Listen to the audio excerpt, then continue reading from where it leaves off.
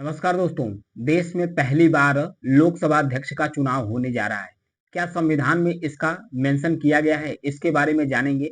Bharatiya Janata party की तरफ से जो ओम बिरला पूर्व स्पीकर थे, उन्हीं का नामांकन दाखिल किया गया है।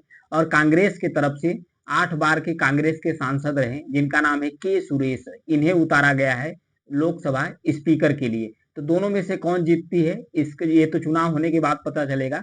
आइए जानते हैं कि संविधान में इस प्रकार का प्रावधान किया गया है कि नहीं किया गया है। ये चुनाव इस बार क्यों हो रहा है, इसके बारे में भी जानेंगे। 18वीं लोकसभा इस समय है। इस समय 18वीं लोकसभा है। 18वीं लोकसभा के स्पीकर का चुनाव होने जा रहा है। तो क्यों होने जा रहा है, इसके बारे में जानेंगे। आज है 25 जून। आज 25 जून है। 25 जून को राहुल गांधी, अखिलेश यादव समेत 281 जो सांसद हैं, आज शपथ लेंगे। शपथ लेने के बाद जैसे ही एनडीए की तरफ से जो कोटा के सांसद, राजस्थान के कोटा के सांसद हैं ओम बिरला, उनका नामांकन किया गया है। किसके लिए? लोकसभा स्पीकर के लिए। तो कांग्रेस की तरफ से जो के सुरेश हैं, उनका नामांकन किया जा रहा है। इसलिए किस लिए किया जा रहा है? इसलिए किया जा रहा है क्योंकि विपक्षी दल की तरफ से यह डिमांड की गई है कि अगर सत्ताधारी पार्टी, अगर विपक्ष की तरफ से डिप्टी स्पीकर यानी कि डिप्टी स्पीकर का पद अगर देती है, कोई भी डिप्टी स्पीकर विपक्ष की तरफ से बनाती है, तो जो सत्ताधारी पार्टी है उसका विपक्ष सपोर्ट करेगा, अन्यथा अपना खुद का कैंडिडेट स्पीकर का भी उतारेगा। ये कहना है विपक्षी दल का। लेकिन वही बीजेपी जो चाहती है कि उसका स्पीकर हो जाए और जो उसके अलायंस पार्टी है उसका डिप्टी स्पीकर हो जाए। उसकी किसी प्रकार की मंशा नहीं है कि विपक्ष के पार्टी से किसी प्रकार का स्पीकर या डिप्टी स्पीकर का पद दिया जाए। हालांकि जो रक्षा मंत्री राजनाथ सिंह है, विपक्षी पार्टियों को फोन करके कहे हैं कि जो सपोर्ट है ओम बिरला का सपोर्ट करें। लेकिन विपक्ष की तरफ से यह मांग की गई है कि अगर डिप्टी स्पीकर का पद विपक्ष को दे दिया जाता है तो ये सपोर्ट किया जाएगा, मतलब ओम बिरला का सपोर्ट आसानी से कर दिया जाएगा। तो आइए समझते हैं इसके बारे में। उससे पहले एक नजर जो 18वीं लोकसभा है इस पर डाल लेते हैं। जो 18वीं लोकसभा है, इसमें महिला अगर सांसदों की बात किया जाए तो 74 महिला सांसद हैं। ये फैक्ट याद रखिएगा। पहली बार चुने गए जो सांसद है 280 सांसद जो पहली बार चुने गए हैं।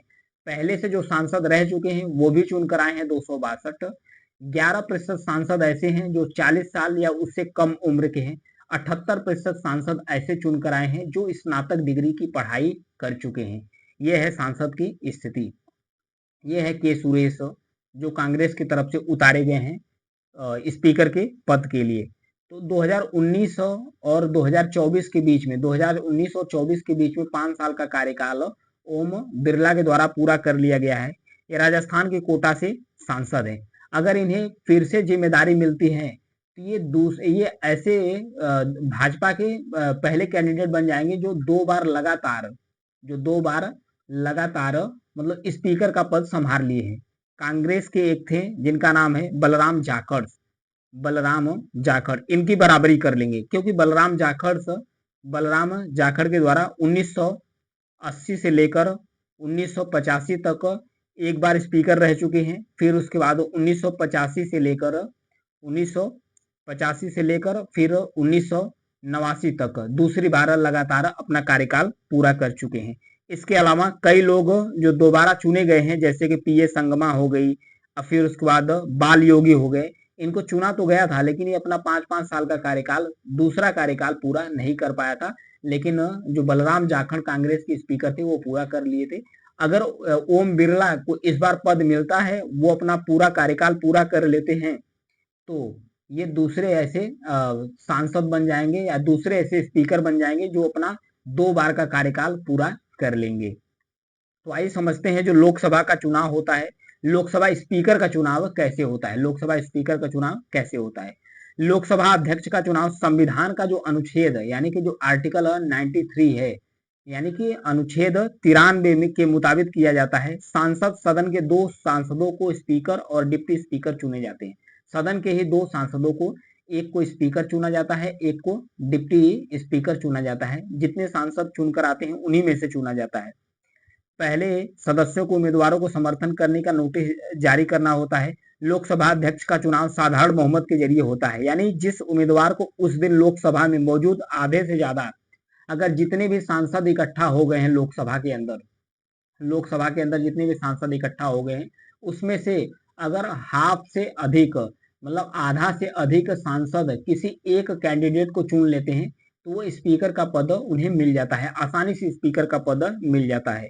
फिर इस प्रकार से चुनाव होता है। 18वीं लोकसभा के लिए पहले जो विपक्ष ने डिप्टी स्पीकर पद की मांग की थी, लेकिन बाद में स्पीकर पद के लिए उम्मीदवार उतार दिया है। जब उन्हें डिप्टी स्पीकर पद नहीं मिला है विपक्ष पार्टी को, तो अपना फिर से जो स्पीकर का पद है, न जो स्पीकर है यानी कि जो लोकसभा अध्यक्ष है, उसके उम्मीदवार को के सुरेश के रूप में उतार दिए हैं। तो देखिए, जो इंडिया अलायंस के घटक दल हैं और उसके बाद जो एनडीए का घटक दल है, ये इकट्ठा होते हैं तो किसको ज्यादा वोट मिलता है, कौन बनता है लोकसभा स्पीकर। लोकसभा सत्र के दूसरे दिन 281 सांसद शपथ लेंगे।